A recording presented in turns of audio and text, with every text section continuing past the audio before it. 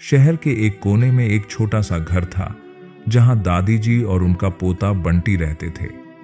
उनके पास एक बहुत ही होशियार तोता भी था जो बात कर लेता था।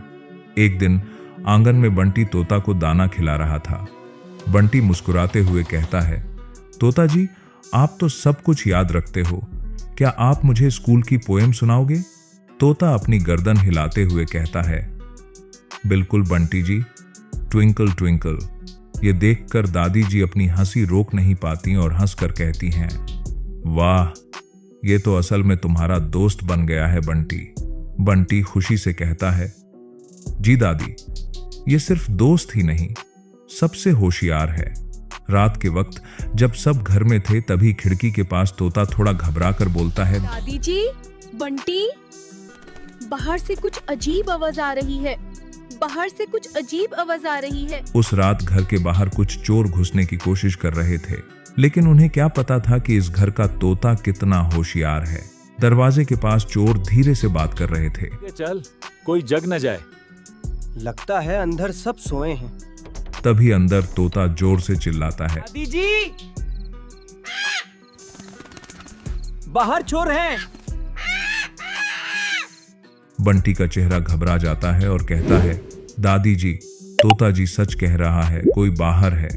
दादी जी सीरियस होकर कहती हैं, बंटी, डरो मत, हम दोनों मिलके देखेंगे। चोर सोचने लगे कि घर वाले जाग गए हैं, लेकिन उनका हौसला अभी कम नहीं हुआ था। वो फिर से दरवाजा खोलने लगते हैं। दीगर, वरना सब उठ जाएंगे। हाँ, पर वो तोता, मुझे लगता है उसने सच में हमें देख लिया है। तभी तोता और तेज आवाज में चिल्लाता है, पुलिस!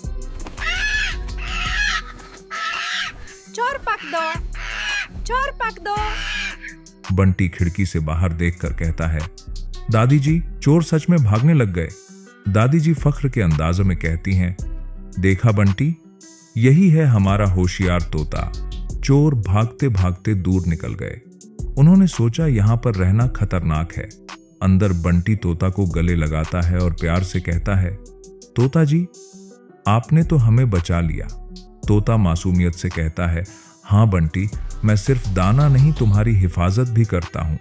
दादी जी ने बंटी और तोता दोनों की तरफ देखा और प्यार भरी आवाज में कहती हैं, होशियारी और हिम्मत दोनों मिल जाएं तो मुश्किल से मुश्किल वक्त आसान हो जाता है।